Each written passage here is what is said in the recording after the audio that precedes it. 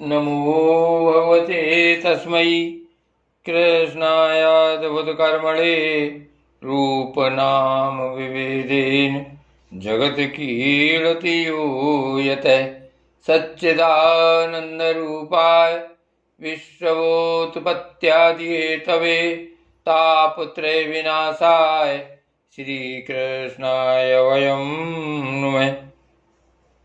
श्रीमद्भागवत महापुराण दशम स्कंध उत्तरार्ध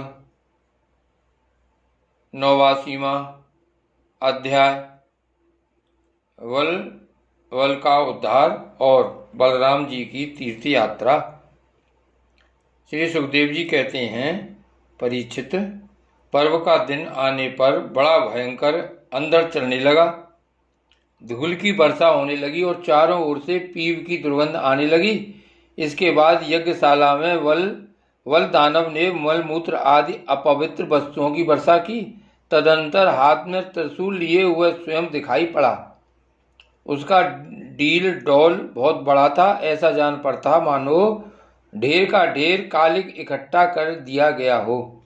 उसकी चोटी और दाढ़ी मुंह तपे हुए तांबे के समान लाल लाल थीं। बड़ी बड़ी दाढ़ों और भौहों के कारण उसका मुंह बड़ा भयावना लगता था। उसे देखकर भगवान बलराम जी ने शत्रु सेना की कुंदी करने वाले मूसल और दैत्यों को चीर फाड़ डालने वाले हल का स्मरण किया। उनके स्मरण करते ही वे दोनों शस्त्र तुरंत वहां आ पहुंचे। बलराम जी ने आकाश में विचरने वाले वल दैत्य को अपने हल के अगले भाग से खींचकर उस ब्रह्मद्रोही के सिर पर बड़े क्रोध से एक मूसल कसकर जमाया, जिससे उसका ललाट फट गया और वह खून उगलता तथा आर्त स्वर से चिल्लाता हुआ धरती पर गिर पड़ा। ठीक वैसे ही जैसे वज्र की चोट खाकर गेरू आदि से लाल हुआ कोई पहाड़ गिर पड़ा हो। नैमिषारण्यवासी महाभाग्यवान मुनियों ने बलराम जी की स्तुति की, उन्हें कभी न व्यर्थ होने वाले आशीर्वाद दिए और जैसे देवता लोग देवराज इंद्र का अभिषेक करते हैं वैसे ही उनका अभिषेक किया। इसके बाद ऋषियों ने बलराम जी को दिव्य वस्त्र और दिव्य आभूषण दिए तथा एक ऐसी वैजयंती माला भी दी जो सौंदर्य का आश्रय एवं कभी न मुरझाने वाले कमल के पुष्पों से युक्त है। तदनंतर नैमिषारण्यवासी ऋषियों से विदा होकर उनके आज्ञा अनुसार बलराम जी ब्राह्मणों के साथ कौसुकी नदी के तट पर आए। वहां स्नान करके वे उस सरोवर पर गए जहां से सरयू नदी निकली है। वहां से सरयू के किनारे किनारे चलने लगे। फिर उसे छोड़कर प्रयाग आए और वहां स्नान तथा देवता ऋषि एवं पितरों का तर्पण करके वहां से पुलहाश्रम गए। वहां से गंडकी, गोमती तथा विपाशा नदियों में स्नान करके वे सोन नद के तट पर गए और वहां स्नान किया। इसके बाद गया में जाकर पितरों का वसुदेव जी के आज्ञा अनुसार पूजन यजन किया। फिर गंगा सागर संगम पर गए। वहां भी स्नान आदि तीर्थ कृत्यों से निवृत्त होकर महिंद पर्वत पर गए। वहां परशुराम जी का दर्शन और अभिवादन किया।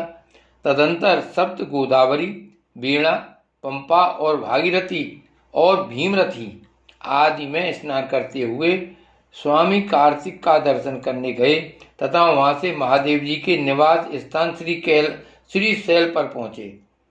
इसके बाद भगवान बलराम ने द्रविड़ देश के परम पुण्यमय स्थान वेंकटाचल बालाजी का दर्शन किया और वहां से वे कामाक्षी, शिवकांची, विष्णुकांची होते हुए तथा श्रेष्ठ नदी कावेरी में स्नान करते हुए पूर्ण में श्री रंग क्षेत्र में पहुंचे। श्री रंग क्षेत्र में भगवान विष्णु सदा विराजमान रहते हैं।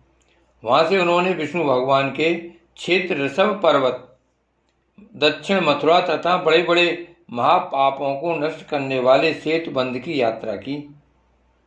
वहां बलराम जी ने ब्राह्मणों को 10,000 गौएं दान की। फिर वहां से कृतमाला और ताम्रपर्णी नदियों में स्नान करते हुए वे मलय पर्वत पर गए। वह पर्वत 7 कुल पर्वतों में से एक है। वहां पर विराजमान अगस्त मुनि को उन्होंने नमस्कार और अभिवादन किया। अगस्त जी ने आशीर्वाद और अनुमति प्राप्त करके बलराम जी ने दक्षिण समुद्र की यात्रा की। वहां उन्होंने दुर्गा देवी का कन्याकुमारी के रूप में दर्शन किया। इसके बाद वे फागुन तीर्थ अनंत सेन क्षेत्र में गए और वहां के सर्वश्रेष्ठ पंचाप्सरस तीर्थ में स्नान किया। उस तीर्थ में सर्वदा विष्णु भगवान का सानिध्य रहता है। वहां बलराम जी ने 10,000 गौएं दान की। अब भगवान बलराम वहां से चलकर केरल और त्रिगर्त देशों में होकर भगवान शंकर के क्षेत्र गोकर्ण तीर्थ में आए। वहां सदा सर्वदा भगवान शंकर विराजमान रहते हैं। वहां से जल से घिरे द्वीप में निवास करने वाली आर्या देवी का दर्शन करने गए और फिर उस द्वीप से चलकर सूर्यपारक क्षेत्र की यात्रा की। इसके बाद तापी, पयोष्णी और निर्विंध्या नदियों में स्नान करके वे दंडका रण में आए। वहां होकर वे नर्मदा नदी के तट पर गए। परीक्षित, इस पवित्र नदी के तट पर ही महिषमतीपुरी है। इस पवित्र नदी के तट पर ही महिषमतीपुरी है। वहां मुनि तीर्थ में स्नान करके वे फिर प्रवास क्षेत्र में चले गए। वहीं उन्होंने ब्राह्मणों से सुना कि कौरव और पांडवों के युद्ध में अधिकांश क्षत्रियों का संहार हो गया। उन्होंने ऐसा अनुभव किया कि अब पृथ्वी का बहुत सा भार उतर गया। जिस दिन रणभूमि में भीमसेन और दुर्योधन गदायुद्ध कर रहे थे, उसी दिन बलराम जी उन्हें रोकने के लिए कुरुक्षेत्र जा पहुंचे। महाराज युधिष्ठिर, नकुल, सहदेव, भगवान श्री कृष्ण और अर्जुन ने बलराम जी को देखकर प्रणाम किया तथा चुप हो रहे। वे डरते हुए मनी मन सोचने लगे कि ये न जाने क्या कहने के लिए यहाँ पधारे हैं। उस समय भीमसेन और दुर्योधन दोनों ही हाथ में गदा लेकर एक दूसरे को जीतने के लिए क्रोध से भरकर भांत भांत के पैंतरे बदल रहे थे। उन्हें देखकर बलराम जी ने कहा, राजा दुर्योधन और भीमसेन, तुम दोनों वीर हो, तुम दोनों में बल पौरुष भी समान है। मैं ऐसा समझता हूँ कि भीमसेन में बल अधिक है और दुर्योधन ने गदा युद्ध में शिक्षा अधिक पाई है। इसलिए तुम लोगों जैसे समान बलशालियों में किसी एक की जय या पराजय नहीं होती दिखती। अतः तुम लोग व्यर्थ का युद्ध मत करो, अब इसे बंद कर दो। परीक्षित, बलराम जी की बात दोनों के लिए हितकर थी, परंतु उन दोनों का बैर भाव इतना दृढ़मूल हो गया था कि उन्होंने बलराम जी की बात न मानी।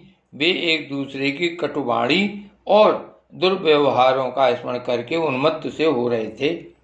भगवान बलराम जी ने निश्चय किया कि इनका प्रारब्ध ऐसा ही है, इसलिए उसके संबंध में विशेष आग्रह न करके वे द्वारका लौट गए। द्वारका में उग्रसेन आदि गुरुजनों तथा अन्य संबंधियों ने बड़े प्रेम से आगे आकर उनका स्वागत किया। वहां से बलराम जी फिर नैमिषारण्य क्षेत्र में गए। वहां ऋषियों ने विरोध भाव से युद्ध आदि से निवृत्त बलराम जी के द्वारा बड़े प्रेम से सब प्रकार के यज्ञ कराए। परीक्षित, सच पूछो तो जितने भी यज्ञ हैं वे बलराम जी के अंग ही हैं। इसलिए उनका यह यज्ञानुष्ठान लोक संग्रह के लिए ही था। सर्वसमर्थ भगवान बलराम ने उन ऋषियों को विशुद्ध तत्व ज्ञान का उपदेश किया, जिससे वे लोग इस संपूर्ण विश्व को अपने आप में और अपने आप को सारे विश्व में अनुभव करने लगे। इसके बाद बलराम जी ने अपनी पत्नी रेवती के साथ यज्ञांत स्नान किया और सुंदर सुंदर वस्त्र तथा आभूषण पहनकर अपने भाई बंधु तथा स्वजन संबंधियों के साथ इस प्रकार शोभायमान हुए जैसे अपनी चंद्रिका एवं नक्षत्रों के साथ चंद्रदेव होते हैं। परीक्षित, भगवान बलराम स्वयं अनंत हैं। उनका स्वरूप मन और वाणी के परे है। उन्होंने लीला के लिए ही यह मनुष्यों का सा शरीर ग्रहण किया है।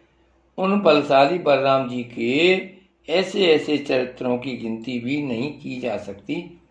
जो पुरुष अनंत सर्वव्यापक अद्भुत कर्मा भगवान बलराम जी के चरित्रों का साय प्रातः स्मरण करता है, वह भगवान का अत्यंत प्रिय हो जाता है। श्री कृष्ण कन्हैया लाल की जय।